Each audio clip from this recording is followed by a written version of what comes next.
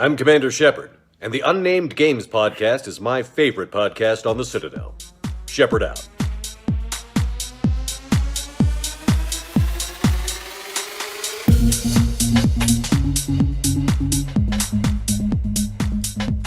Hello, people of the internet, and welcome to episode 46 of the Unnamed Games podcast. And welcome to my fellow co-hosts. So we have a very familiar face in the man, the legend, Mr. Ratster Tweets. How are you, mate?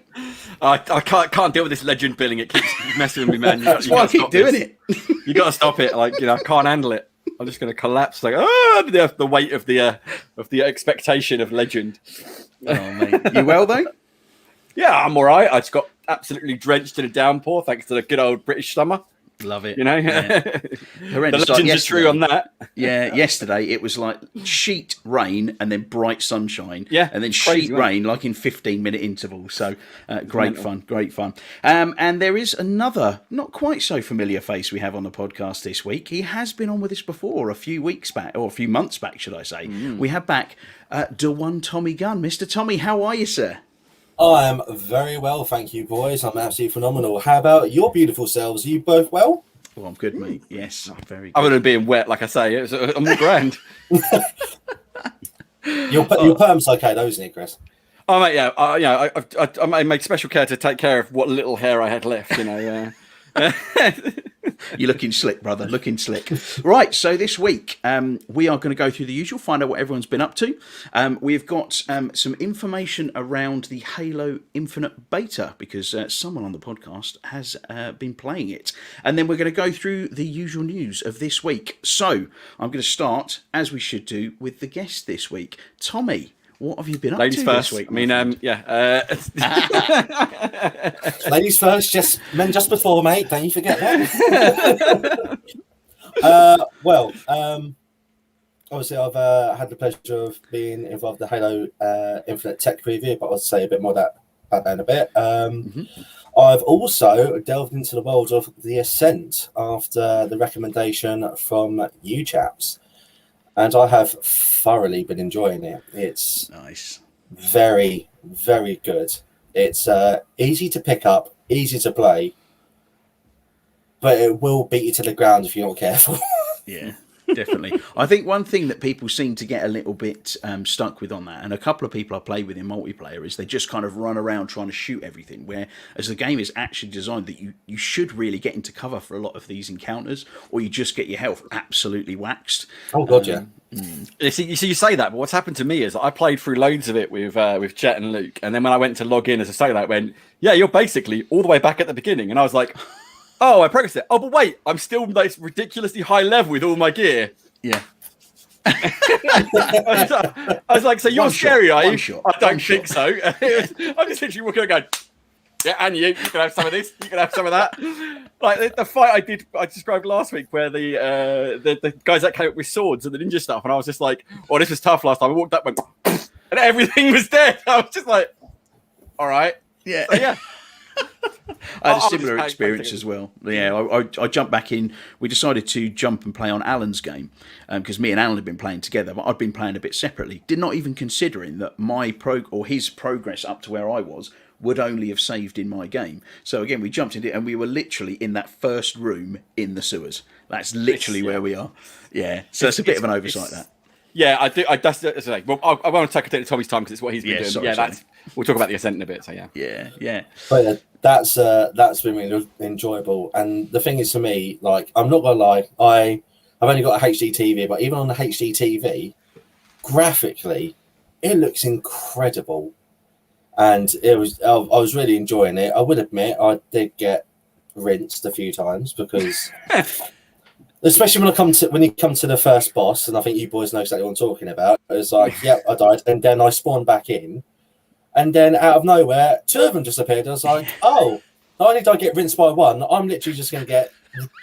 I'm just going to be a Tommy sandwich right now. I'm a dead man right now. Oh, man. But the honestly, procedural gods.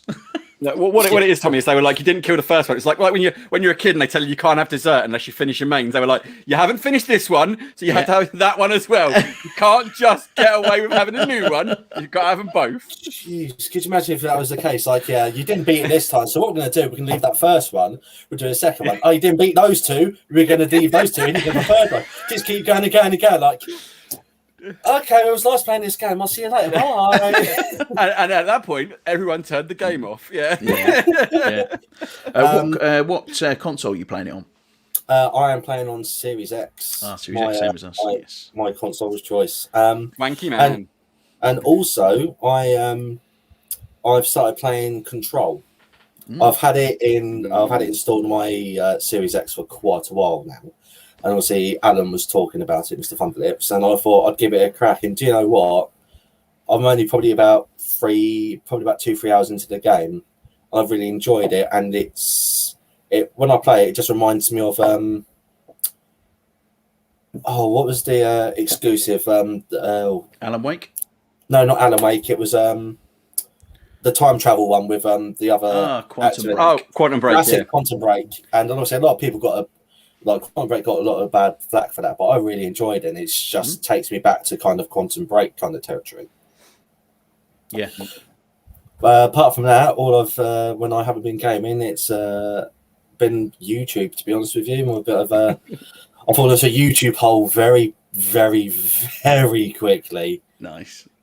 Yeah, absolutely. Don't we all? Isn't that why YouTube is so successful? Because you go, I just watched this video 6 hours later, and you're on this random topic that has nothing to do with anything you were watching. Yeah. You're like, how am I here? What am I watching? What is the thing? What? It's like if you go back through your library, people are like, oh yeah, I can see what you're watching to begin with. Hold on, that's taken a turn. Yeah, the algorithm throws up some right random crap, doesn't it? It's like. Anyway.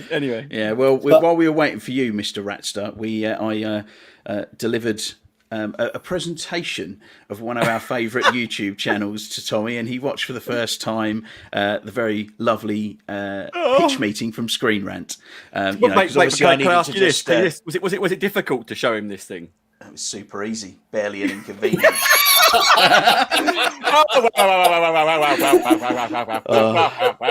Ratley, I'm going to need you to get all the way off my back about this, okay? We need to move on, okay?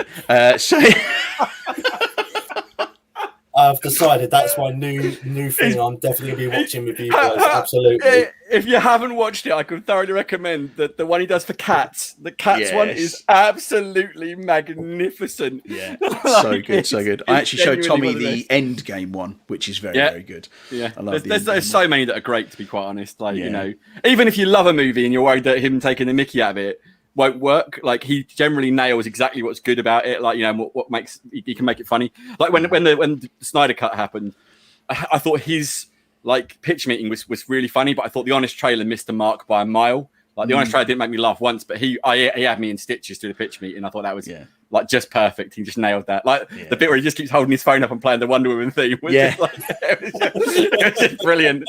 So yeah, recommend that one as well. That's really good. Genius stuff. Brilliant. Right, Mr. Ratster Tweets, what have you been up to, my friend?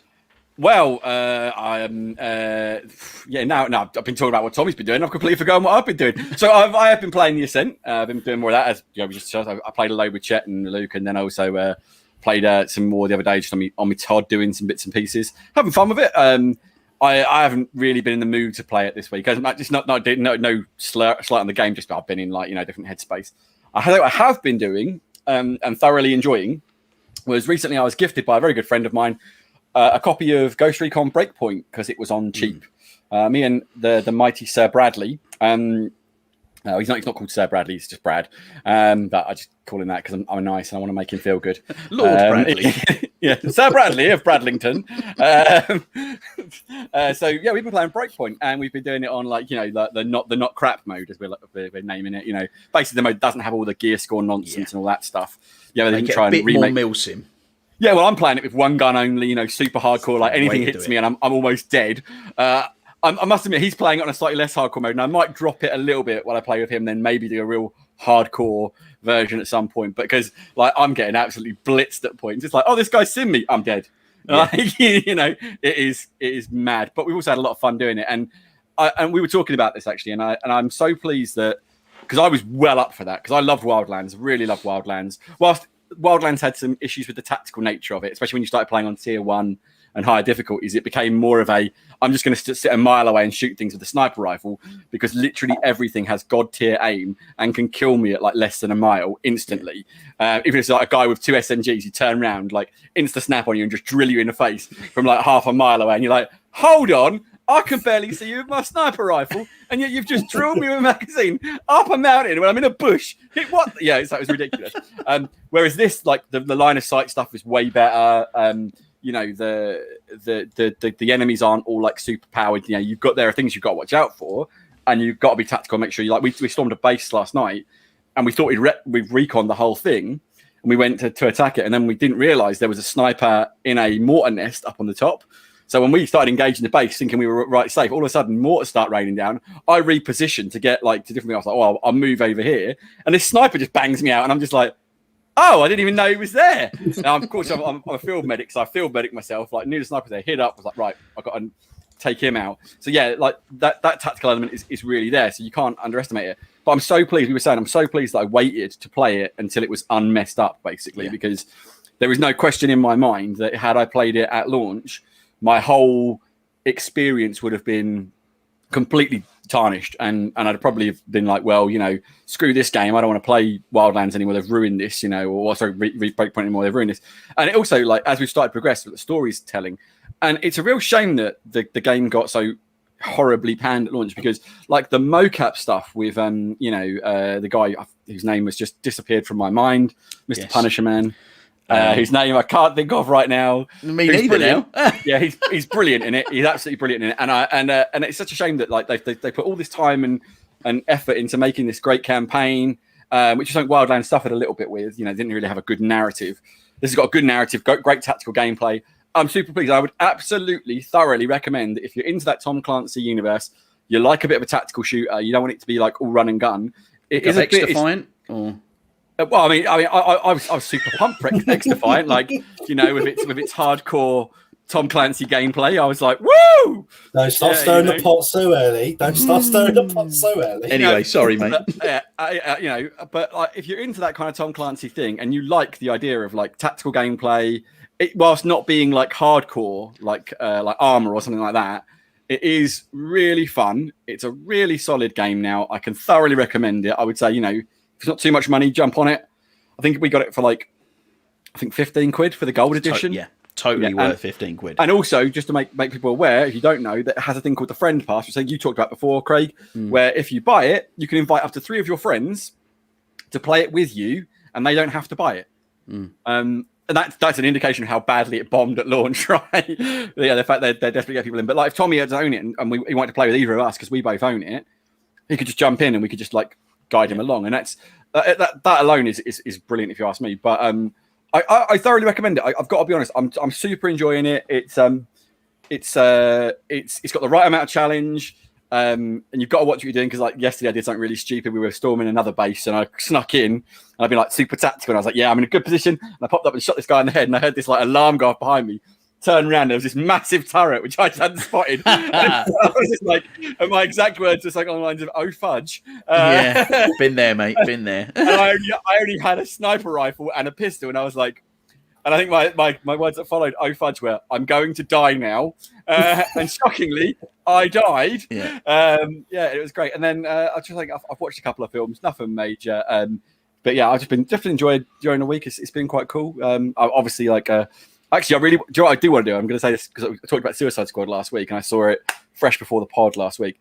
I'm actually really, really keen to go watch it again. It's that good of a movie. So there's a bit of a recommendation for you. If you are still like on the fence, I want to sit through Suicide Squad again because it's so much fun.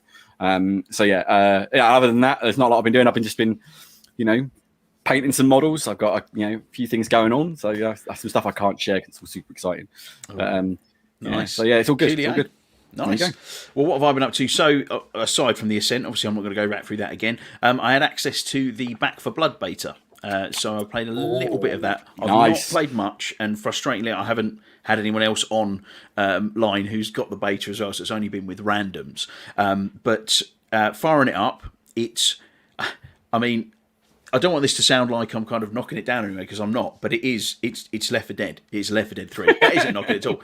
That's exactly what we wanted. Yeah, I was going to say, you say that I'm not going to knock it. I'm just like, how is that knocking it? One of the greatest games I've ever played, and you're going, it's just Left 4 Dead 3. Oh no! I'm definitely not buying it now.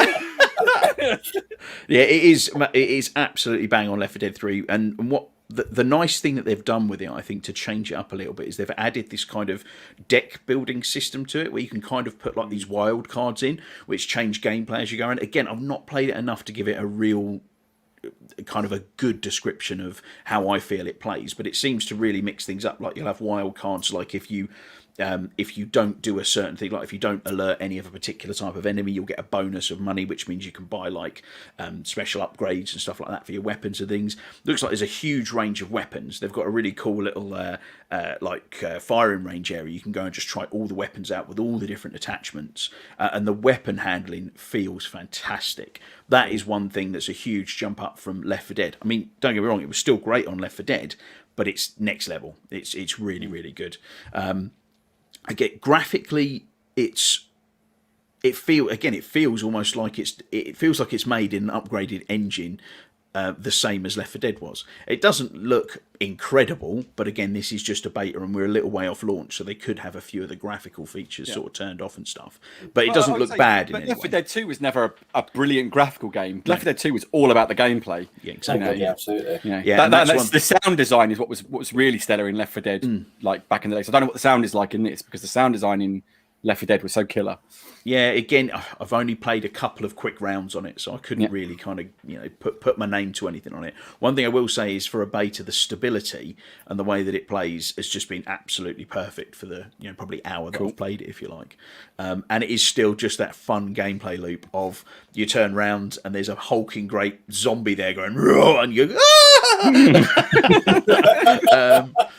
and they swamp round you and stuff. So yeah, really, really good. I've been enjoying that. And then obviously I won't go through the Ascent, but I've been watching Enterprise as per normal. But on the side, I also started to re-watch Breaking Bad, and this is for the third time. This is the third time now.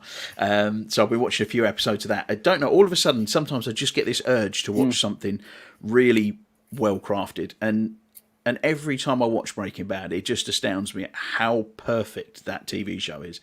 I'm going to say something you're going to hate. I'm going to say something you're going to hate as well.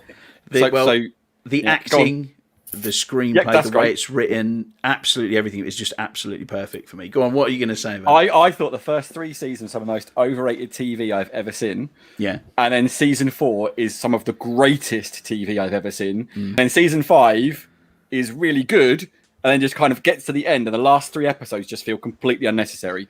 It just runs out of steam right at the end. But the season 4, oh my God, that's amazing! Like from the start, for the first episode of season 4 to the end of it. I'm sure it's 5 seasons, isn't it? Is it 5 seasons? It's 5 seasons, yeah. It's weird because the that writer's strike stuff that was going, they kind of split up, didn't it?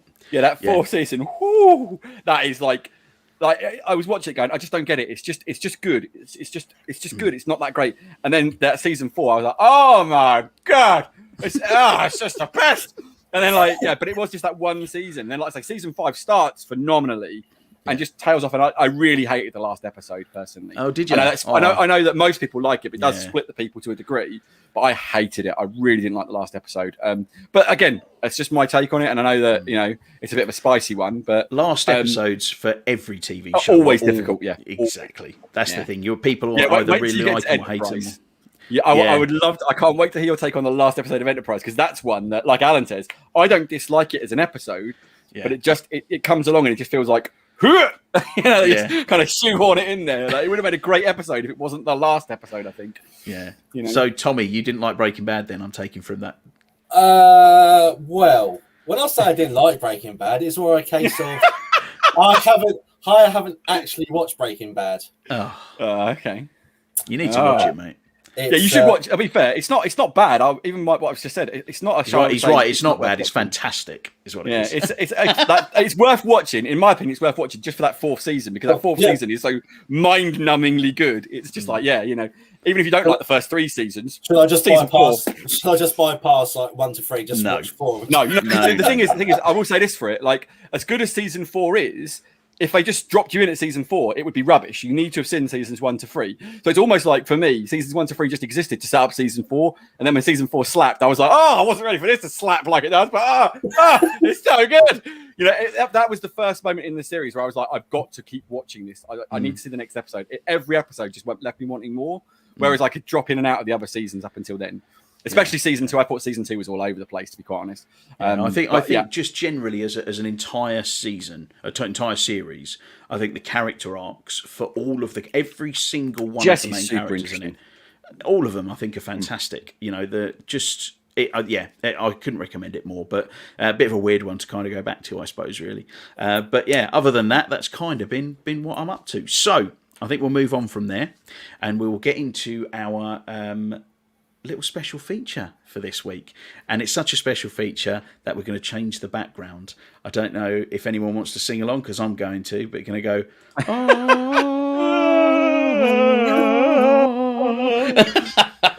We've got an echoey enough rooms for that, and also we suck. Yeah, that's it. Yeah, totally.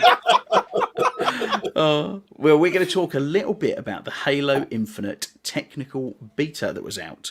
And now it was out with limited access, so people could apply through 343's flighting process, and only certain people got access. And out of the 3 of us, there's only one person here who got access. And it wasn't me. No, it wasn't me either. It was the Mr. Da1 Tommy Gunn. So, give us your thoughts, my man. What did you think of it all?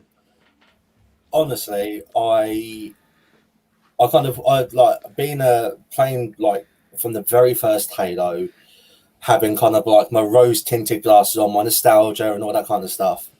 I was actually blown away by it. It's for me personally, it's such a step up from say 4 and 5. And bear in mind, I love all the Halo games, but it felt like it was old school Halo. It really did feel like it just, you're going in, you're finding the bits and pieces, as you can kind of see with my really poor gameplay in a second and bits and pieces. That it just felt like old school Halo, and and it just kind of takes me back, and I think it's a shame that more people didn't have access to it, because like, especially like for you, Craig, and obviously for you, because obviously I know, Craig, obviously you're a huge Halo fan, obviously, because I'm fully aware that you're a Halo fan as well. So I think hopefully for you guys, you seeing that, you can kind of see that there's that old school Halo flavour to it. Yeah, it instantly gives me like those just in a way. I don't know if it's the way it moves or what have you. It instantly makes me think of Halo, like back in the day, Halo 1 stuff. Right? Yeah. I know it's not Halo 1 because there's a lot of improvements, but it's kind of got that flavour, like you say, Tommy. Like it instantly just looks like this map. Just I don't know. I'm getting like old school Hang 'em High vibes just from the look of it and the feel of it. Yeah, Oh god, yeah, absolutely. And I say, like you've got the current day kind of like FPS stuff, like you hold your left trigger, obviously, and you focus down the sights and stuff like that. But the way that they've done it, it makes it feel like back in the day on Halo 3 and whatnot, you like wanted to zoom in, you click the right stick and it zoomed in and bits and pieces like that. It felt like that. But I've got nothing but good things to say about it. Cool. But yeah, as I say, like whatever, you got any questions for me, boys? I'm happy to talk about it. Yeah, I think one of the big things that seemed to be really prevalent when watching, because I watched you stream for a little while, I've watched a couple of other people stream, I've seen some videos that popped up online, and a lot of it is around the speed and the agility and the movement just looks so fluid. But the way they've managed to kind of, because that was a big thing in Halo 5, there was a lot of the sort of the jumping up and the slamming down and the mantling and things like that. But that felt so far away from what Halo was. Whereas what they seem to have done here, and again, that's just my impression, is it seems to look and like it plays so very classic Halo, but they have done what they need to do with Halo and what any game needs to do with sequels, and they have brought it forward and brought it more into the current generation. And I just kind of wanted to get your thoughts on the motion and how it plays to move and feel around in the rooms. Yeah, it's like for example, like if you go back to say like Halo 1, 2, 3, stuff like that, it's very much a case of if you want to jump over something, you just need to make sure you timed your jump perfectly, or that box or that wall you're trying to jump over, you're just going to hit it and slide down. Yeah. But yeah, like the whole kind of how fluid it is, it just works. I think 343 have done an amazing job with this technical preview. Like I also had the nostalgia. I was kind of thinking when I went into it, I was like, please don't fill this up. I don't want this to be a really bad experience because old school pod reference there, Tommy. Love it. There you go. But yeah, like going like from like the running bits and pieces, like it's even a case of like you running along and you like you press B to kind of crouch, you'll do like a little power slide, so you can actually, if you're being shot to high heaven and your shields are taking a proper nosedive, you can go right. Okay, there's a bit of cover there. You can hit as you're sprinting, hit B, slide into cover, turn round, and get ready to kind of take them head on. So, as I say, taking kind of like what you're seeing from like current like FPS like games, they're bringing obviously Halo, just bringing it forward with the little bit of polish and a little bit kind of up to date kind of stuff. It just works. It makes. Do you know? It feels like to me, like when looking at the gameplay that you've put up and other people have put up, is it feels like they've finally figured out that Halo isn't COD.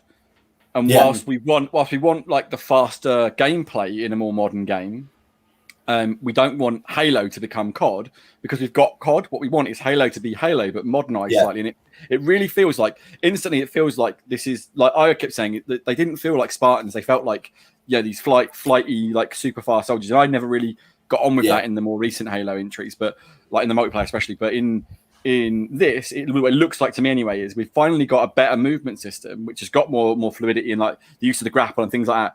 But it feels like Halo's movement system. So this game feels like the developers of 343 have looked at it and gone, and what the community have been saying is, don't make COD, make Halo. Just modernize Halo. Don't copy COD. COD is COD, and people who play COD will play COD, and people who want to play Halo want to play Halo because they're different things. They're both brilliant at what they do, but they are fundamentally different. Like I watching your gameplay reminded me that actually I finished up Reach on the MCC with Luke this week as well. It's something I should have said that I did in my week as well. And I'd forgotten how good like some of the gunplay is in Reach as well. But like that fundamental, you say about like scoping down sights. Like one of the things in Halo is you never had to do that. If you were using an assault rifle because you were a Spartan, you just always had that mega aim where you just like run in, you're firing from the hip constantly. So it's good to see that like it feels like that. It definitely feels like that kind of gameplay has come back to Halo. It just looks like Halo to me, and I'm not gonna say I wasn't excited for Halo, but the multiplayer of Halo left me cold a long time ago because I'm getting old. My reflexes aren't what they once were, and I don't like being told that I'm rubbish and lots of other various insults from 15-year-olds on Xbox Live. Excuse me. So I left it alone because I just wasn't very good. I did enjoy that the more skirmish stuff they had, where it was like AI, like big battles where you had like the AI and you were doing that, and like some of the burn card systems they introduced. Like I had some fun with all the Halo games, but and ODST Firefight, I love that. Oh, absolutely. But anyway, it feels like I'm more interested in this multiplayer than I have been in Halo for a long time because it just sort of, I don't know, there's something about it speaking to me about it being Halo. And I don't know if you feel that's fundamentally something they've changed and gone back to being Halo as opposed to Halo trying to be COD. Do you know, I can agree more with your statement. Like, the thing is, I'm a huge Halo fan. Like, I listen to the audio books, I read into the lore, so I like to think I know a bit about it.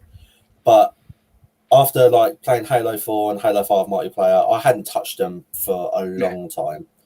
And then literally when the technical people was like, okay, I'm going to give this a go, I'll tell you what, every time I finished, or if the server got overloaded and I couldn't get back in, I was craving to play more. I just wanted to get back into it. It's like, it just reminds me back in the day on like where you manage your mate's house, you're having a games night, and you're literally like, okay, we're going to go on, let's do it. And basically you just keep going and going and going and going and going. And that's what I wanted. And for me, it just brought it all back. So I cannot wait for Infinite to drop now. I really can't wait. Like, I'm looking forward to playing the campaign, but I'm looking forward to playing the multiplayer with friends and just with how they've done the multiplayer. with like the customization and stuff like that as well. Like the customization is through the roof. Now, I did read somewhere that, and I don't know if you got a chance to kind of play with this on the beta, but I read that you can actually install your own custom AI. So, like, there's various different AI voices. Was there many to play with on the beta? So there was 4 AI. They've all got kind of like different personalities, and naturally, I picked the one that was basically a homicide. It was like and the thing was like so when you go and you get to pick your, so there's 3 different styles. So I picked the one that looked like a sphere and had like a little face on it, and like it gives you a little description, and like depending on what AI you pick, like when you go through the game, like if you're get like a killing spree or something or other, it's like when I was going through I picked up basically I can't remember the name of it, but it was basically like a machine gun kind of rifle. Not the AI, it's a different one. It literally is like you're shooting it, it's like, yep, all about the death. And it's like, you've killed him as an oldie but a goodie. I'm like, she's like, you picked up spike grenades, let's kill some people. Like, wow, okay, you are definitely an AI that I like. That's why I picked you. But but the thing is, the AI does kind of more than, like, as I say, it lets you know when power ups on the field. Obviously, when you switch grenades, so say for example, you've got your standard frag grenades, and then you switch to your plasma grenades or the spike grenades. If you can't remember, if like you're in a rush of things and you can't remember what you've done and you've hit the button, then I will say to you, spike grenades activated, so it basically knows what the equipment you've picked up and stuff like that. And also it's like when you for example, so like the equipment side of things, so the equipment I found on the multiplayer was the overshield and active camo. And obviously the great thing about it is a case of your AI will say to you, right, active camo will be on the field in this amount of time, so you go over to the pickup point of where it's going to be, and then you pick it up, and then it's a case of like it will then say to you, right, okay, let's get all sneaky on them when you pick up the active camo and stuff like that. So it kind of adds a nice little kind of, it's a new, fresh, dynamical twist to it. Yeah, that's a real classic Halo thing, isn't it? It's all about power plays in Halo. It was always about where's the power weapons. You know, if you know where that shotgun is, you know where that sniper rifle is, you know where the rocket launcher is, you know, things like that, and fighting to be the first to pick those up or know who's got them, to take them out to get plays Halo exactly. Yeah, and that's awesome. I love that. I think the whole AI thing and the custom AI is really quite interesting, because I can very much imagine, you know, let's not kid ourselves. There's a free variant of this. The multiplayer is free. You know, they're pushing it out there to be a big, you know, esports type thing and for people to really get in. So the way Microsoft do with a lot of their marketing, you know, which we'll touch a little bit on something in a minute, I can see us getting things like, imagine having, I don't know, let's have one of your AI is Marcus Phoenix from Gears of War, for example, or you might get a tie-in. Recently, they've had in Fortnite, they had Rick from Rick and Morty. Imagine having, like, do you know, it's just Rick is an AI in Halo. I'm down for Rick Sanchez AI in Halo. Yeah. If they implement that, I don't care. I'd buy that. I would genuinely buy that. Yeah. Wubba-lubba-dub-dub, you picked up the sniper rifle. That's it. Exactly. So the possibilities are endless with it. Really, I think it's a really good little touch on that to kind of do the customization. Another thing I wanted to ask actually was, did you get a chance to try the grappling hook? Do you know, unfortunately, I didn't. I was in one. So the map. So from what I gathered when I was playing the multiplayer, they seemed to kind of when you joined that kind of period of time, they had set what the equipment will be on the field. So 9 times out of 10 for me, it was overshield or active camo. Right. That was something. The active camo is now a consumable, as opposed to you pick it up and instantly active camos you, isn't it? Is that right? Yeah. So what will be a case of is, so you've got so on the field you'll have your dedicated kind of spawn point for it. Your AI will say to you, right, active camo will be on the field in 15 seconds, and a timer appears. So it gives you a little kind of beacon kind of on screen, so you know for a fact everyone, like your teammates and their enemies included, can be okay, right, I want to get there first. And the thing is, once you pick it up, so what you'll find is, so on probably one of my gameplay videos you saw, there was like an energy kind of like shield wall. Yeah. Mm-hmm. So what happens is that's actually a consumable as well. So if you go to pick up the camo, you'd have to swap it out. But what it just means is that you can keep hold of the camo for as long as you're alive, so you can activate it as and when you want. But as soon as you die, it's removed from your character. So it's a case of it's like a power weapon. You use it, you die, you lose it. But do you drop it for someone else to pick up, or is it gone? No, it's gone. It's okay. From my understanding, it'll be a case of when you die, it's just gone because it was just. Is that the same with weapons though? If you say you had a shotgun, like say you picked the shotgun up, if you died, you drop the shotgun. No. When you die, you drop your weapons. So like one of the things obviously I want to say about is when we were playing the technical preview, we weren't actually playing against other people. We were playing against bots. And the bots were pretty damn intelligent. I'm not going to lie. It's a case of they'll camp power weapon spots, and it's a case of silly little things like, when you do your classical thing, you shoot people with the AI, and then you get close and you punch them in the face and knock them down. Mm-hmm. They'll do exactly the same to you. They'll shoot you if you get too close and you try to punch them. They'll punch you straight in the face, and they're not afraid to admit either. And then when you see your beautiful shotgun drop to the floor, they stand over you and pick it up. You're like, as long as I don't start teabagging me, that's exactly what I was going to say. On the ODST setting with them, they got the Spartan setting, so who knows if the bots start teabagging you, then I'm going to start getting quite upset pretty quickly. Mate, that would be such a touch. To have the AI teabagging people, that would be brilliant. I think I'd be like, I'm out. Yeah, that's it. That is the ultimate insult. It's not now a 13-year-old doing it to me. It's not even a person. No, that's Have you any final thoughts on it? Like one thing, obviously, just kind of like to very quickly touch on is one of the things I said about customization for your Spartan. Like, obviously, you boys know when you've played multiplayer, normally your team red, your team blue. So whatever color that you pick, you want your Spartan to be, and when you play online multiplayer with other people, your beautiful color of whatever you want pink, you want orange, you want green, you want blue, this, that, and the other, you get slapped to either red or blue.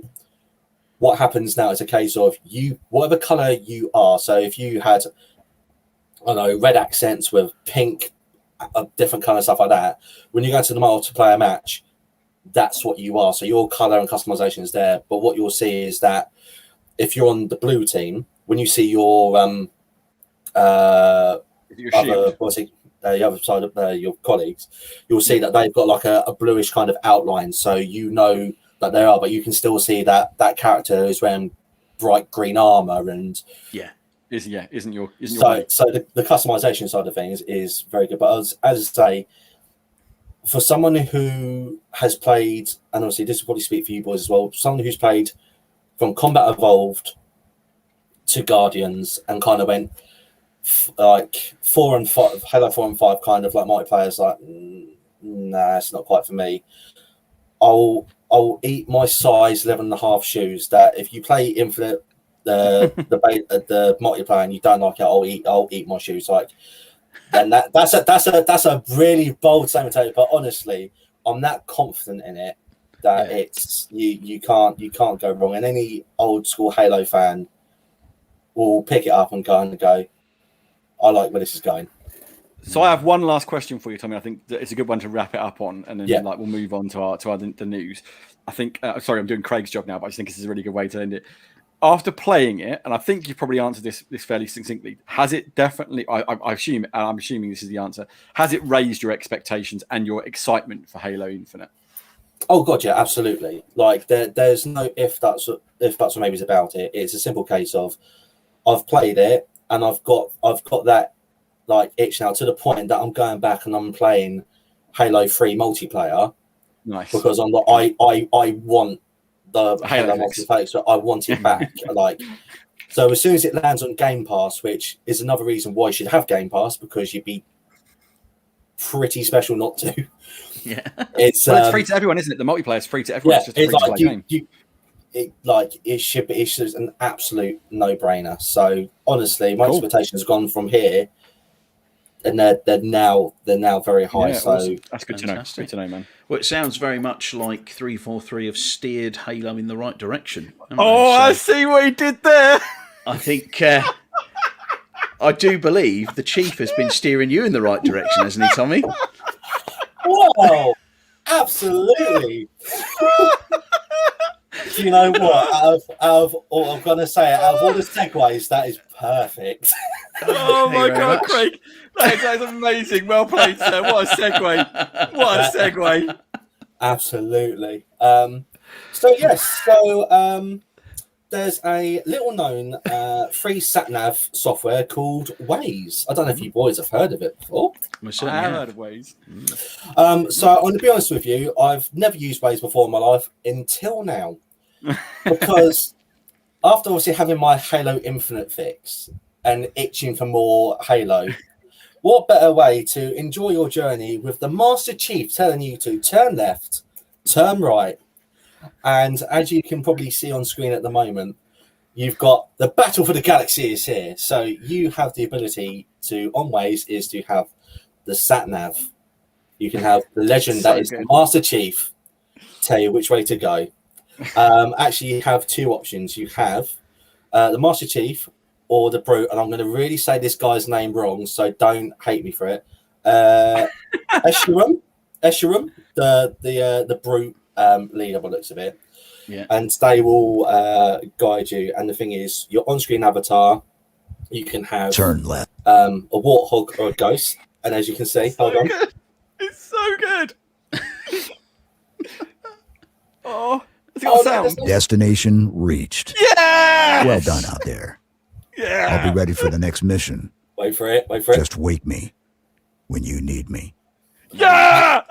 The first time I heard him say that, and I was at work when I'd done this, I heard it, and I just sat in the car. I was like, this is like, oh, that's so cool. He's telling me he's ready for when he needs me. Like, when you need me. I love it. It's love so it. good. Love it. And at the moment, it's completely free on Waze. It doesn't cost a penny to use, anything like that. And if you're a Halo fan, even if you just use it for one trip, it's totally worth it. Now, at the moment, it's for a limited time, but there doesn't seem to be kind of an end time when it's going to be taken off. But honestly, if you're a Halo fan, just download Waze. It's literally, as soon as you go into like the options, it's literally like there. Do you want the Chief as your sat-nav? Yes. Hell yes, I do. Absolutely. I'd want anything but the Chief. Are you crazy? But one thing I didn't get was like when you first start, if you sit for too long, it's like it goes along the lines of why are we not moving? Time is of the essence. Like the mission needs to be complete and stuff like that. I'm like, oh my god, like this should be just a standard thing. Sorry, Chief, right away, Chief. I'm going to drive the Warthog right away, Chief. And literally, you'll drive it, and in your mind, like, oh, I'm driving the Chief right now. Oh, that's quality. That's quality. It's always good. Yeah, I again talking about with Microsoft and the way that they tie things in with different companies and a lot of the promotional stuff they do. I love it when they get something marketing wise absolutely bang on like this, because it is brilliant. I mean, I wish I still drove more in my job because I could have this on all the time, but I'm going to go out in the car a little bit later on today, so it'll be going on then. Craig, even if you just walk to the shop, mate, literally just install it and just walk to the shop and just have it on loud, and people walk past and you just hear the Chief and like, you're like, it doesn't matter, the Chief's guiding me, it's fine. Great stuff. Cool. Right. Well, no, thank you very much. I wasn't a Waze user at all, and then the Chief came on. I was like, I think I need to get Waze on my phone, don't I? Because that's the way. Why wouldn't I? This is the way. God, yeah. This is the ways. He's on fire today. Oh, he is on fire. I tell you. Right, so that brings us to the end of our little Halo section, which was quite nice to have a couple of little Halo bits. So we'll change the background back to our normal running order. So no tenuous link over to this one, because I think we're just going to move to Chris, because he's got a bit of an update on something we were talking about last week, haven't you, Chris? Yeah, the scumbags, Activision Blizzard. Basically, let's not mince our words. We're still talking about those complete and utter tools. Mm-hmm. There's been a few things happen. I mean, obviously, we as you know, we said last week, we stand by the guys at Activision Blizzard who are the employees. What Activision Blizzard are doing is disgusting. What they continue to do is disgusting, and they're still going to have none of my money or my time until they sort their lives out. But you know, when you hear about this news break and you think, that will cause a firm to reflect on their business practice and think, what can we do to improve? Unless, of course, that firm is Activision Blizzard, in which case they went, let's just double down on it and act like even bigger assholes, if you'll excuse my French. So a couple of things have happened quite majorly, which is, first and foremost, when obviously we had the walkout from Blizzard staff, they immediately hired a new legal team who are renowned for being a union buster. So basically, they're trying to put measures in place already to stop these people being able to fight this injustice and this terrible practice. So, yeah, I mean, if it wasn't bad enough that they were letting it happen, they're now trying to find a way to basically enable it to keep happening. Is what it reads to me. It doesn't read to me like they're saying, oh, we're worried that it'll affect our workflow. What they're really saying is we're worried this will affect our bottom line and we want to stop our people being able to raise their voices if something bad is happening. I cannot. I'm seething about this. It's disgusting.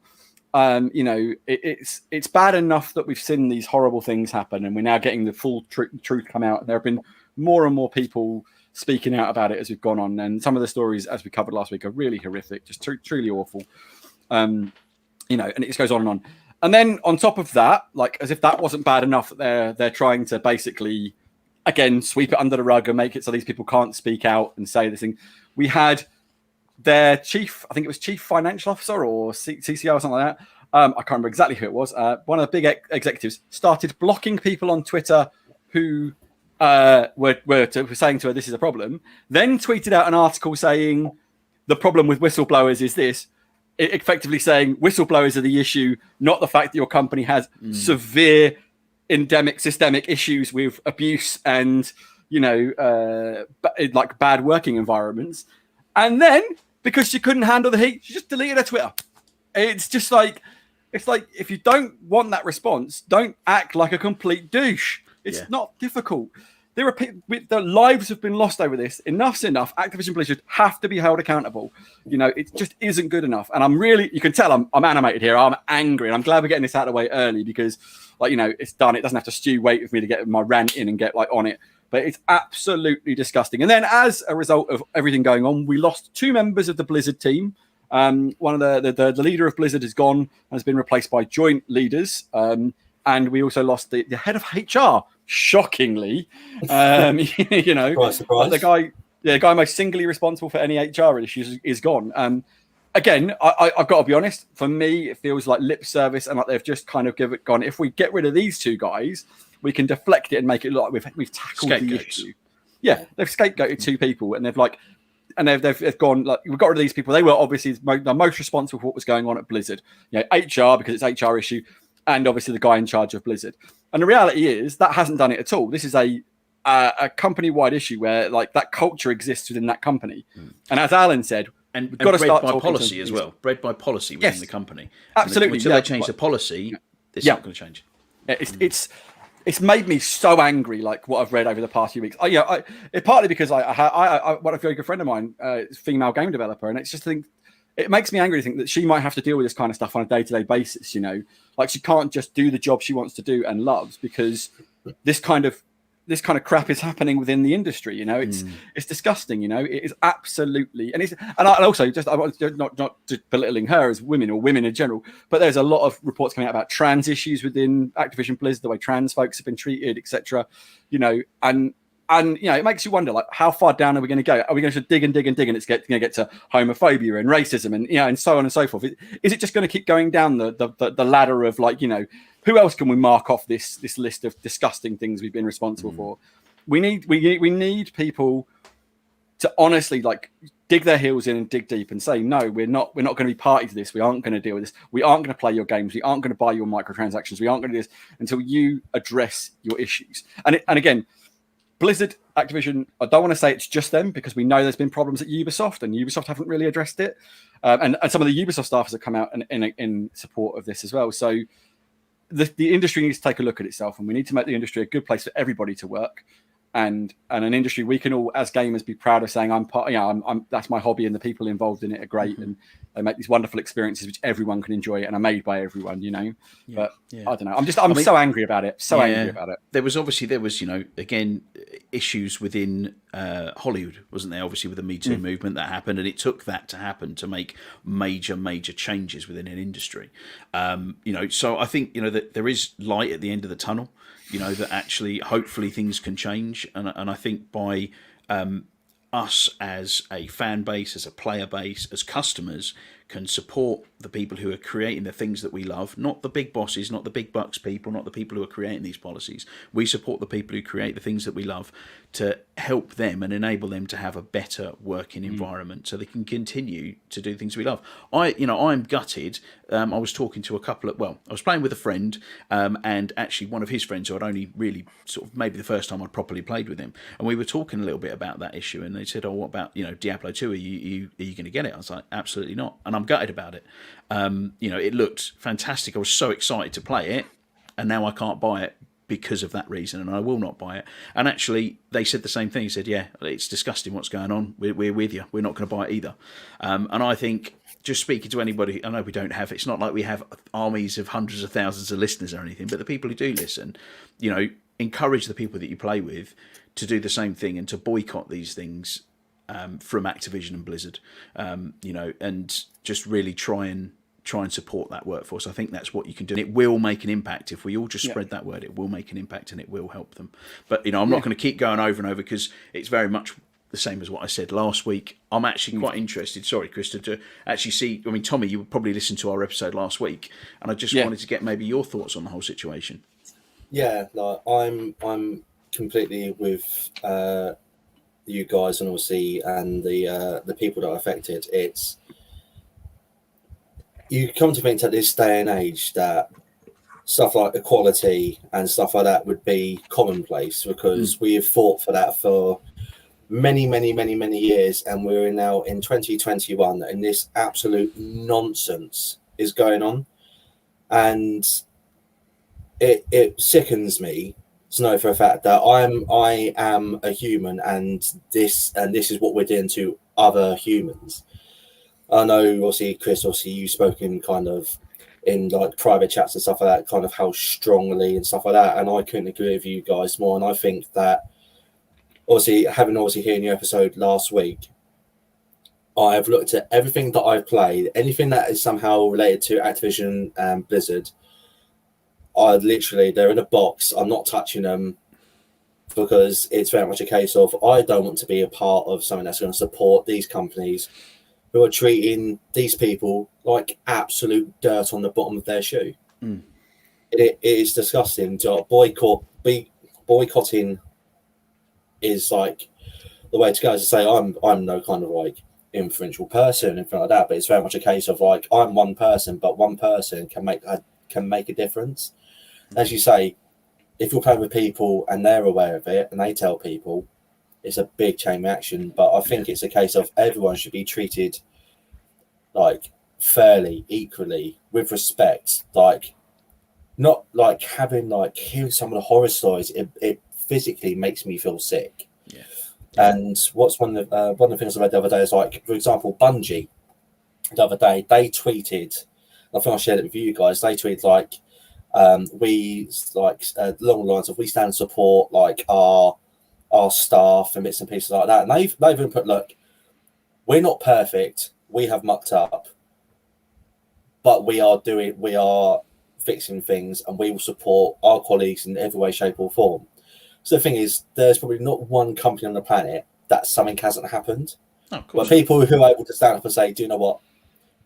I screwed up, or we've screwed up, and they go, we're going to fix this, instead of like, nothing's wrong, let's just swipe it under the rug. It's like, there's a very big difference in the caliber of a brand and a company versus like, we have respect, and we respect our colleagues and our obviously employees and stuff like that, versus like, oh well, is this going to affect our bottom line? It's like there's such a difference, and it's kind of, you don't want to support somebody who's like all they're worried about is the bottom line and not like the mental health and well-being of their employees.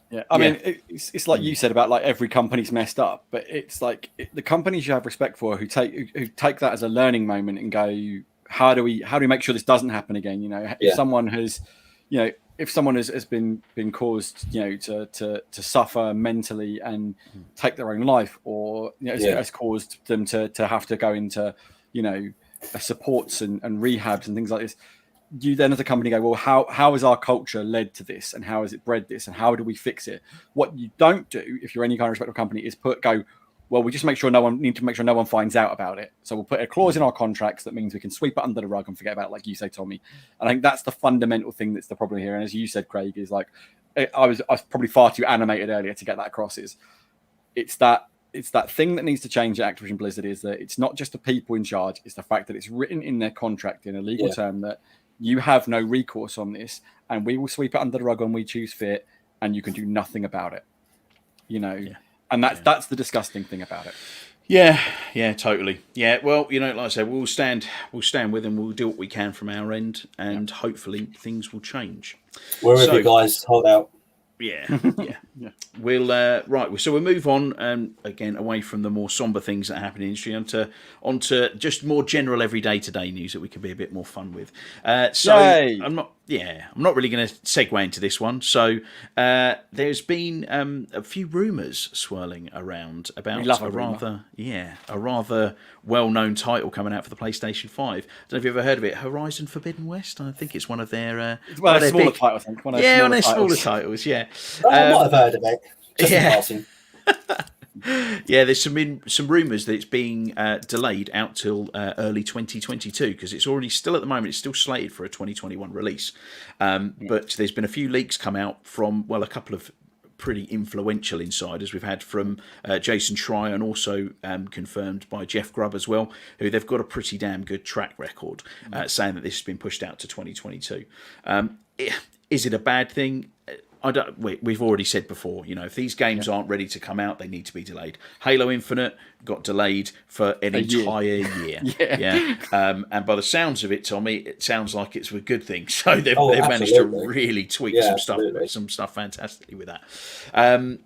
So it's just kind of a bit of news about that, really. Oddly enough, one of the strange things is one of the only sort of new titles. I mean, they've got I think it's called Kena, which is like a small kind of indie title coming out for the PlayStation 5 as an exclusive. But one of their only PlayStation 5 exclusive titles is Deathloop, which is Arcane Studios or Xbox Game Studios Microsoft game, which is just, I mean, and again, we're not trying to fuel a fanboy or anything like that, but it is quite funny where the whole narrative for the last generation was all about how Xbox has no games, and the only new game coming out for the PlayStation is an Xbox title. I just find it quite amusing. Do you know what I find bizarre is in that the world's gone into this crazy upside down, like messed up world, in that a few months ago we had Sony Computer Entertainment launch MLB The Show on Xbox Game Pass on Xbox. Yeah, and everyone's like, that's a real surreal moment. And now we've potentially got we don't know for definite, but potentially the major 2021 exclusive for PlayStation 5 in holiday will be from a Microsoft studio. And you're just like, I'm in the upside down. What's going on? So it's very bizarre. But I like to say on your thing, don't want to fuel any fanboy wars. This isn't about this. I think we can all agree that Horizon looks great. And I know that it'll hurt any PlayStation player who's been looking forward to it if it does get pushed, but it'll be worth it. You want the game to be good. You want the game to be great, in fact, because it looks like it deserves that. So take the time. Relish in the fact they're delaying it to make it right, not rushing out the door and you getting a buggy and messed up product, which has unfortunately been far too common in recent years, as we've talked about numerous times. Yeah. So you've never really been a PlayStation player, have you, Tommy? You've always been sort of on the Xbox side of the fence, haven't you?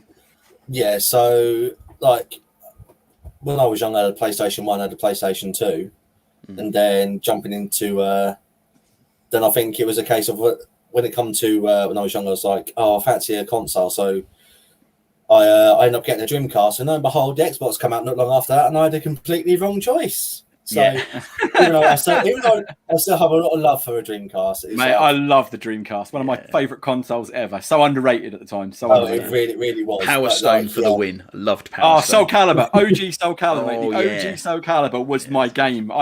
It's the only fighting game I've ever really fallen in love with. But I played the absolute behind out of Soul Calibur. That was so good.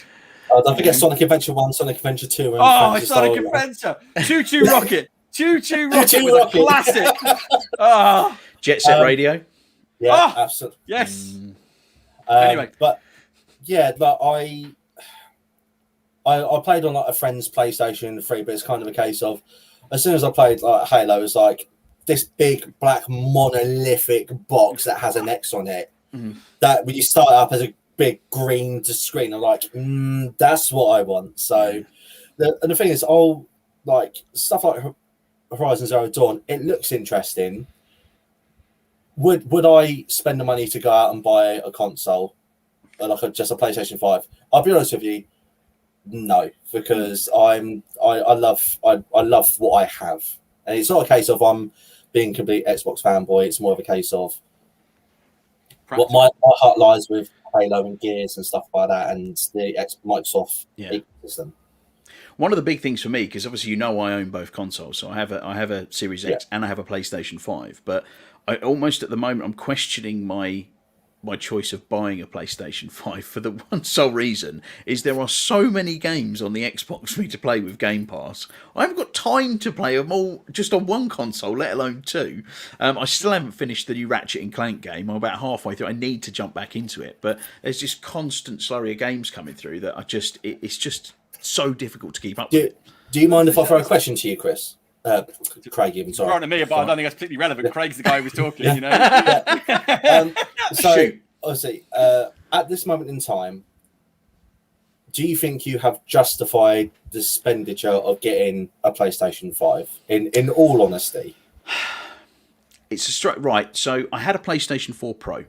Okay, so I've always been the kind of person that I like to have both consoles. I always had the Sony consoles for the exclusives because they have some fantastic exclusives come out, and I generally will play 90% of them.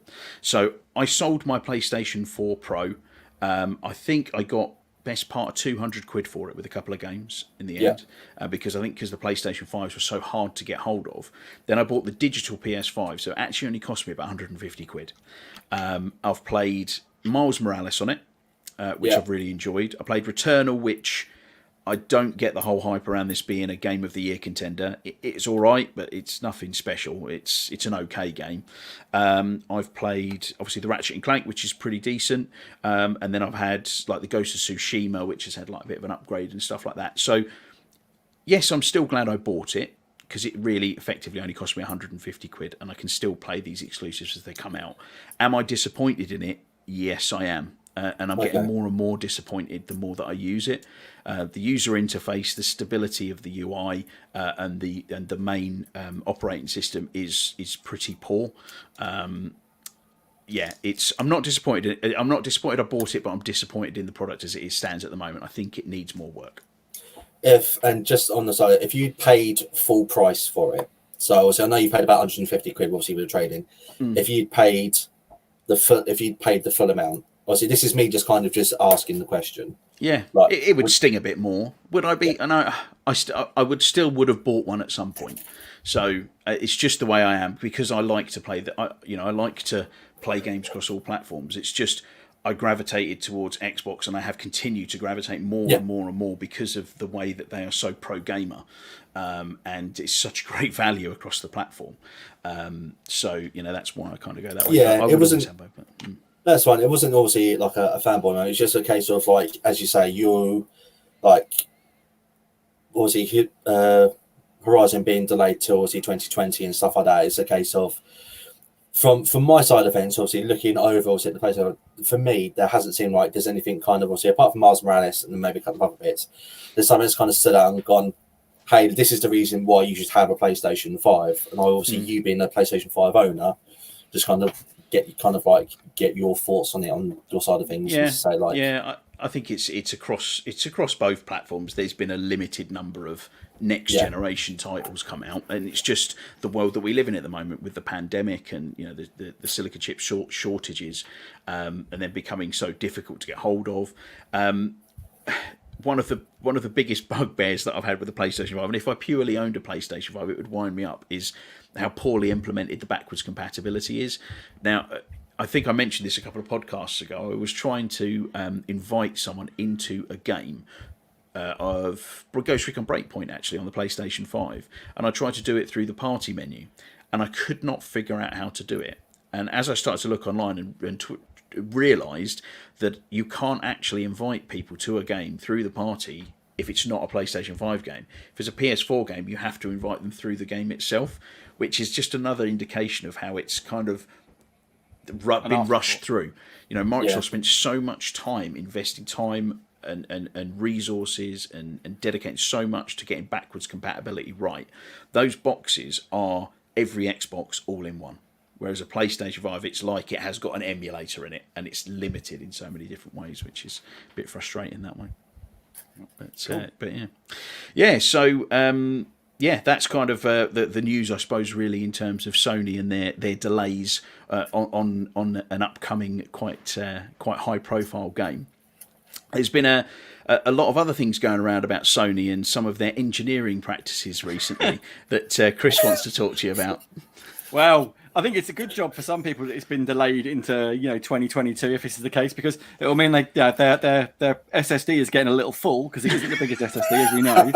They won't have to worry about getting in the workman to fit a new SSD for them, because basically Sony have released the beta software that allows players on the beta software to install an expandable SSD into the SSD slot on the PlayStation 5. And, well, it's a bit memeable, really, to be quite honest, because, if as we said in our chat, the whole idea of a console is it should be plug and play. It should be simple. You just plug in the cords and away you go. And as much as I know everyone blasted Xbox and their memory module at £220 for 1 terabyte, and it plugs in, it's a stupid idea. It's proprietary. It's so expensive. It's like, and then we see Sony launch their solution, nearly a year after the console launched. And it still doesn't work fully, from what we understand.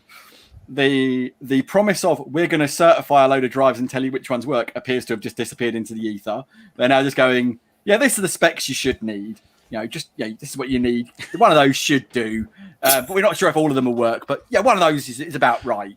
And and you need to make sure you're getting ones with heat sinks. You need to do this and you need that and that and that. And it's this point where you just kind of go, who thought this was a good idea? who honestly sat down and went, we can trust console gamers who have occasionally done things like pour beer in things to install an SSD into a console? I mean, who thought no one was going to blow up their PlayStation with this? Oh, and of course, and if you do install an SSD and it causes your PlayStation 5 to die, guess whose fault that is? That's right. It's not Sony's. It's yours, because you upgraded your SSD via their instructions. Yeah. I mean, it beggars belief. I mean, even things like The Verge, who have had a somewhat, shall we say, checkered history of build videos, have put out, if you haven't seen their PC build, by the way. Tom Warren's video you're talking about. Yeah. Well, no, if you haven't seen The Verge's super PC build, where they actually built a PC, if you've never seen it on YouTube, the original's been taken down, but there are loads of reaction cuts to it. It's literally the worst PC build you'll ever see in your life. It is insane how bad it is, and just how nonsensical it is, and just it is just huh? But anyway, so they've put out a guide on which is it's like, I'm not talking like a little guide of these are the ones you should buy. It's a massive article detailing all the different drives, what you need to do, which ones to make sure you buy, if you're going to fit an extra heatsink, because you've got to make sure you've got a heatsink, because otherwise the SSD will basically catch fire. You just sit there going, who at Sony thought this was a good idea? It's one of the most insane things I've ever seen. And that whole Xbox one where you can literally plug it in or pull it out at any point suddenly looks really smart, if you ask me. Yeah. I think, I think we've discussed this off air before, that the amount of money it costs in R&D to develop something like that expansion card, that SSD expansion card, it must have cost them an astronomical amount of money to get that to the way it is, because it's so beautifully engineered, the interface, everything that they've done to tune it in there. I think potentially a lot of it, Sony don't have that deeper R&D pockets. You can tell by the design of the console. I've said to this before when I've had both consoles side by side. The Xbox Series X and the Series S are these solid blocks, feel so well engineered, absolutely fantastic bits of kit. Whereas the PlayStation feels like it almost twists on its plastic frame. It feels so cheap and nasty.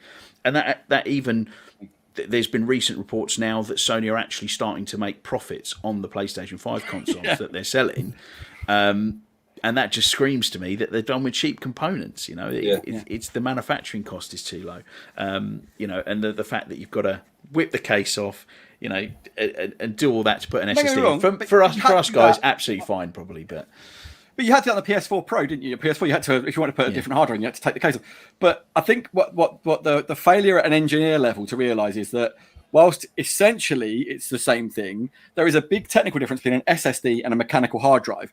One will literally catch fire and melt your thing if it's not fitted correctly with the correct heatsink. Yeah. One just kind of doesn't work properly if it's not fitted properly. It might ruin the drive. You know, there's a fundamental difference there, and I think just from the point of view of like there are going to be people who own PS5s who, and I don't mean this in a nasty way, don't know what they're doing and aren't smart enough to realize they don't know what they're doing and are going to destroy their consoles. And, you know, it will only be a matter of time. You won't hear much about it because people will keep it on the down low, but it will happen. I promise you it will happen. Because I've worked in mobile phones where, you know, I've seen people do things you wouldn't believe with mobile phones. You're like, why would you think that's a good idea? You know, I had a woman once put a knife through the middle of a mobile phone, which was a sliding phone, because she thought that was how she got the back off to put the battery in. I mean, because she wanted to pry it apart. You know, I mean, I'm not saying that. Like, I mean, literally straight through the middle of this part of the middle of the phone where it splits out and split the cable straight in the middle, which joined the two halves of the phone. You know, because of course that's the way they would design it. You need to shove a knife in it and pry it apart, right? That's how that was designed. So I don't say this with not an experience of customers in the wild. This is what they do. Someone is going to destroy their PlayStation with this SSD. I promise you that. Yeah, it's a shame. Yeah, it could happen. It could happen. Well, I just wouldn't touch it with a barge pole. I just wouldn't touch it. But that's why I have a console. Yeah. I'm not technically minded. Yeah. If I try to do it, you want plug and play. That's what it should be. Surely that's what it should be. You know. Yeah. Yeah, well, there's been some other news coming out of PlayStation as well, hasn't there, Tommy, actually, around their online services that you were going to talk to us about. Yes, so there has been rumours that they might... That's the drop in the subscribers I thought they had. Yeah. Yeah. As Tommy checks his notes, I caught him off guard there, I think. Yeah, you did catch me off guard. I do apologise. Yeah, don't worry, mate. We're normally this slick. Don't worry. This is fine. It's standard for us. So the subscribers to PlayStation Plus looks like it's taking a dip, and that kind of intrigues me slightly because we've been in the pandemic. People have been at home, and surely this would be the time where I would assume subscribers would kind of go up, but it's the opposite, and I don't know if this might have a little lean into Game Pass, and people potentially, obviously now it's a case of you can do it on browser and stuff like that. Could be. People on PlayStation potentially looking at Game Pass, but it's, I don't know, kind of what do you boys think? Like, I think it's like a lot of people, like you see online, like people like PlayStation Plus is amazing because we get all these amazing free games, like these AAA quality games, stuff like that. Oh yeah, absolutely. There's no doubt, but it's seeing it kind of drop down. That's. I mean, it's a relatively sizable drop. You know, in Q1 it was 1.3 million subscribers, which, yes, I mean they have like 45 million subscribers, so it is percentage-wise not huge, but I mean 1.3 million is a drop. Yeah, definitely. It's a number of people. Yeah. Mm-hmm. Yeah. Hell, if I lost 1.3 million of anything, I'd be slightly concerned. Yeah. You know, that's a lot of revenue. That's a lot of revenue going. You know, is it a case of, you know, I mean, I think that the PlayStation 5, the PlayStation PS Plus games have been not bad going forward, actually. You know, there's been some fairly decent ones. They've certainly been better than the games with gold that have come out on Xbox recently. Yeah. That's very true. Yeah, you know, is it a case of, like you say, are people starting to, a lot of these people starting to gravitate over to a Game Pass subscription? Are they people who have, I'm just going to say it, seen the light of Game Pass and gone, why am I not doing this Game Pass thing? You know, picked up an Xbox Series S because actually, you know, for a very short period of time, I had a PlayStation Plus membership and Xbox Live Gold. Just when I first got the PlayStation 5, just because there was a couple of free games, and I just thought, give it a go for a little while. The PS Plus collection and stuff like that. But actually, you don't need to have both consoles available online. There's a lot of games now, and a lot of the big games, your Call of Duty Warzone, your Fortnite, things like that, have got cross-play on them. So you only really need to have one, if you have both consoles, that is connected to a live service. And actually, you look at value-wise, I would pick Xbox Live Gold and Game Pass hands down any day. So I wonder if it's twofold. I think there's like Tommy mentioned about the pandemic. I mean, we are still in a pandemic. There's a lot of people now having to go back to work and haven't got as much their day free because our furlough scheme in the UK is ending soon, and businesses are opening back up. And I wonder if it's a result of that sort of thing is happening. But also, as you say, that the Game Pass. Sort of the Game Pass thing. I wonder if there's also a knock on. Maybe not people aren't necessarily buying consoles, but they're just taking that money they would pay for PS Plus and going, well, if I don't pay for PS Plus, I could just pay for Xbox Game Pass and just play it on my tablet or my phone or in the browser or whatever, and just going, I get the best of both worlds, the same outlay, essentially. I saw some comments on some people saying, I'm just not subscribing this month because I thought the games are rubbish. I'll be back when they are. This month I'm doing a month of Xbox Live Xbox Game Pass. So I think this is a thing where, I think there's going to be like sort of a lot of different stories for a lot of different people. But I do think there is definitely an element of, Game Pass is going to be affecting this. I think some people might just be looking at it and going, I'm not going to pay that for PlayStation Plus because compared to the value that Game Pass represents, it's just nothing there. They're not necessarily going to buy Game Pass, but they may be reevaluating the value in PlayStation Plus. Again, I will say I think the PlayStation Plus games lineup is always a cut above Games with Gold. So if you compare those two like for like, Games with Gold sucks compared to PlayStation Plus. Yeah. But where Xbox are really focusing their efforts is definitely Game Pass, and then when you compare Game Pass to PlayStation Plus, it's a very different story. And that's a very different story. Yeah. I mean, there's other bits that have come out around Game Pass that's kind of very much related into this, really. That Xbox has seen an amazing year with over 30% growth on their profits from Game Pass customers. They've had 15.37 billion in revenue from 6.5 million Xbox Series X/S sales, which is still not quite up there with, I think it's reported around about 10 million. Yeah, 10 million for the PS5, which is more. But it is obviously, it's a great sales marker for Xbox. And as we know, they're not a hardware company, they're a software company in what they're doing. But they generated 2.3 billion in revenue from software and memberships, which is, it's a slight chunk of cash, isn't it, that? Yeah, I mean, I think we've all said it, right? Not one person who I know is an Xbox gamer doesn't have access to Game Pass on a regular basis. If they're playing regularly, I've got a few friends who drop in and out, and they'll probably subscribe for the short period they're going to play a game, drop off. They're not regular like hardcore gamers. I don't say we're hardcore, but they're not on the Xbox every day or every other day. They may be playing when they get spare time. It's mainly usually just because of time. They're too busy with work or family commitments. A lot of my friends have got young families, so Game Pass is such a value shout that it's no surprise that people are buying this, and people are switching consoles. I spoke to a friend of mine during the week. I'm actually painting. You can't really see him here, but there's a guy here who's from Skyrim. It's the Dragonborn, the Fuzrodar dude. That guy, he's and I showed him the photo. So this is what I've done. Showed him the sort of change I made to the original scheme. He really likes it. But we were just talking. He was like, "Yeah, I'm a huge Skyrim Bethesda fan." And the Bethesda acquisition was the moment I decided I'd get a Series X instead of a PlayStation 5. So the fact he gets Game Pass and all of his Bethesda games are included, it was an absolute no-brainer for him. He moved from the console and got a Series X with Game Pass because why not? He gets to play. Yeah. He didn't have to, the real beauty of him as well, because he was a PlayStation gamer and had all of his copies of Skyrim, etc. on PlayStation. When he moved to Xbox, he subscribed to Game Pass and he got all those games included on Game Pass, so he didn't have to rebuy them. Yeah, I mean, it's just brilliant. There's so much value there. Yeah, it makes total sense. I think we can all see, and we've all said even this week, we can all see what amazing value there is in Game Pass. But that's not to say that everybody out there on the market has the same opinions on Game Pass, do they, Tommy? There are other people out there who most certainly do not.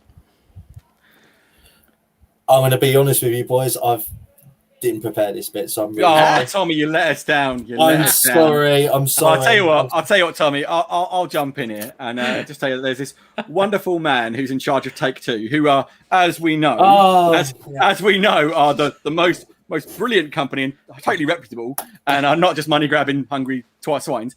Basically said, new games on Game Pass is a bad idea. It's only worthwhile for legacy games, and yet. In the same week he says this, the Ascent went on and had massive sales numbers being on Game Pass. It's like, and I said this, like I've often said, like the Ascent is a game. I think we said it at the time. Had I bought the Ascent, I wouldn't have felt shortchanged. It's on Game Pass. I think I will still consider buying that, and probably will at some point entertain buying it because it's a brilliant game, And I think, I totally get some attitudes towards, like, I know Rockstar, though it's a lot of the Rockstar stuff is like, they put GTA 5 on there and then took it off. And it's probably a great way to snare some more people into that money making machine that is GTA Online. Yeah. It's like, hey, it's on Game Pass. Play GTA 5. You liked it. Have you seen our Lord and Savior GTA Online? And I can see why he says that. But by the same token, surely, like, it's not like a GTA. I know that obviously they don't have to try and sell GTA. If they brought out GTA 6 tomorrow, it would just be people would be falling all over themselves to get a copy of it or whatever. So we know that's when GTA 5 came out, all they did was put up a V. 5. Yeah, that was it. That was it. And just the internet imploded. So we know they'll sell it regardless, right? So however they decide to announce it this time, we know that'll happen. But surely, if you stuck it on Game Pass and made it like a free download for anyone with Game Pass, like a load of people come in, get absolutely grilled into GTA who maybe haven't played GTA because they didn't want to spend the money on it, and then you can just bring them into your money making machine that is GTA Online and go, yes, you want that cool car? It's going to cost you this much money. Buy it. And people do. But as we've said constantly, I will say this for them: they bang out those quality content for them. So I don't get the attitude towards not having a new game on there. We've seen so many games launch strongly and have high play counts. Outriders and the Ascent are two of the first ones that spring to mind. Outriders is definitely still hanging in on Xbox just because of Game Pass. How many people would have given up on that and like been fuming with it and never wanted to go back if it had been a paid for game? I'd have paid the 40 quid for it and the problems we had with it. I think, but if they fix Outriders, if it's on Game Pass, I'll absolutely. I mean, I say if they fix it, it's mainly fixed now. I intend to go back in and play some more Outriders at some point because I'm waiting for the new content because it still was a fun game and it's not going to cost me anything. So don't tell me that there's no value in having a new game on Game Pass. I get that you're in a position with like some of your games that you don't have to worry about acquiring new pack customs. You just kind of announce it to the world and money just falls into your lap. They have like the 2K basketball games and stuff like that, don't they? And things that are just phenomenally successful. So they're looking at it from a very different point of view, aren't they? Really? Yeah. they just print money as they go. With stuff like, for example, like Back 4 Blood coming out Aussie soon, like on Game Pass. It would be interesting to see a case of like, right, here's this title that a lot of people are shouting about. Right, Take Two, have a look. Right, okay. Here's Back 4 Blood. People, it's on Game Pass. Go play. It'd be interesting to kind of just see kind of like how quickly it goes from like, oh yeah, I'm not going to stick on Game Pass to watch it, and literally like people are like, as soon as someone compares on Game Pass, like at the EA, the Microsoft and Bethesda like E3 thing, like how many titles were going to be on Game Pass straight off the bat? It's like everyone can see that it's worth it. And the thing is, the case like I've said to you guys before in the previous pod, is a case of why not utilize this? It's a case of like your other games can print you money. Like, literally, the ink is still wet when you touch it. But the thing is, there's going to be people out there who want to have a taste of it and kind of think, do you know what? I'll actually spend that extra money because I'm now into it. And it's a case of it. It's just the way that they're looking at it, as you boys are saying. But it's. Hey, Back 4 Blood's an interesting one because that game I'm really excited for. I'm really looking forward to playing it. Right, it's a £60 for just the standard edition, £60 game. Yeah. Would I pay £60 for that game? I don't know if I would. With the way that games are these days, you've got things like Aliens Fireteam that's coming out at £35, which I think for a game like that is the right price point. Because is it a game I'm going to stick, dozens and dozens and dozens, maybe even hundreds of hours into it? Probably not. It's something I'm going to pick up now and again for a bit of a blast with my mates. And actually, in Back for Blood, if it wasn't on Game Pass, I'd be going, okay, Bratley, Tommy, Phil, Alan, are you guys picking it up? If there wasn't 4 of us all picking it up, I'd be like, well, I'm not going to bother then. I only want to play it with my mates. I don't want to go on and play that with randoms. It's not for me, where the fun comes in that game. You raise a great point in terms of like, if you've gone back like when Left 4 Dead 2 launched, we were all younger men, as we keep saying we're old guys, but like when Left 4 Dead 2 launched, we were in our 20s, and I mean, you were busy doing other things, I think, Craig, or maybe 30s or whatever it was. But like, it was so much easier because no one had like these big commitments of family and I don't want to say proper jobs, but careers, and it was easy just to get 4 guys online of a night and just play a game of Left 4 Dead. For us now, a 60 quid game has got a return on investment because we're going to spend our money elsewhere. And if it's going to be a struggle to get all 4 of us online every night or regularly because of just life, it makes you question buying it. Whereas, like you said, Aliens Fireteam, I'll sling 35 quid at Aliens Fireteam if I get a couple of weeks out of it. I consider that good value, Yeah. Apparently it's very good, and they're adding some more modes they've announced since on launch, which is cool. But like, I think you're exactly right that Back for Blood is going to win because it goes on Game Pass for me, because I'll be able to go, I know everyone's got it. I can just fling a message to my groups and go, anyone up for some Back for Blood tonight? It's on Game Pass, get it downloaded. We'll play that for free, and everyone can just jump in. Especially again, one of the beauties of being an Xbox gamer, and not saying it's not the same on PlayStation, but I don't have to worry if my mate's got a Series S, Series X, and Xbox One X and Xbox One.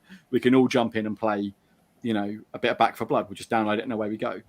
So it's obviously a great thing. It's going to be on Game Pass. I'm super excited to play it, but I do think I'm with Craig 100%. If that was a 60 quid title, I don't know if I'd put my hand in my pocket for it. As much as I'm excited for Left 4 Dead 3. Yeah, I don't know if I'd pay 60. I think for me, it's something to do. It's something with these these multiplayer type.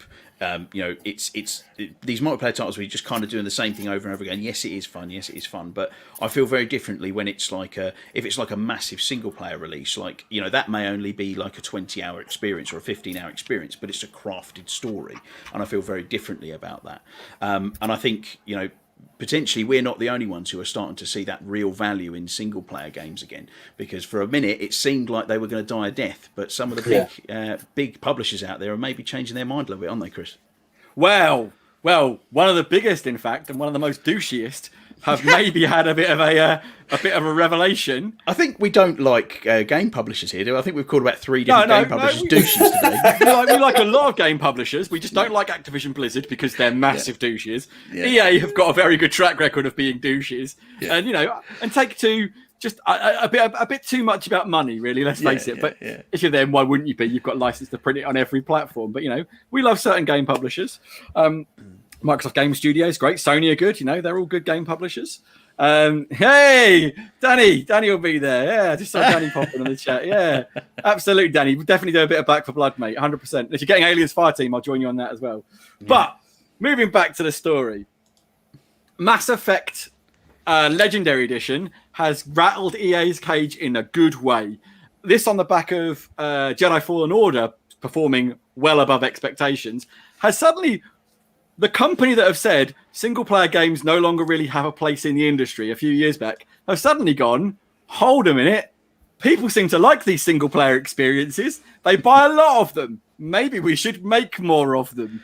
So there's a lot of good news to come out of this. Basically, there was a huge backlash when they announced that the new Dragon Age was looking to be a live service game. People were very much of the... mindset that this was an incredibly bad idea for an RPG game to be a live service game, and I absolutely agree with them. Whoever thought like that was a good idea has never heard the term square peg round hole, or at least has heard it and has no comprehension of what it actually means.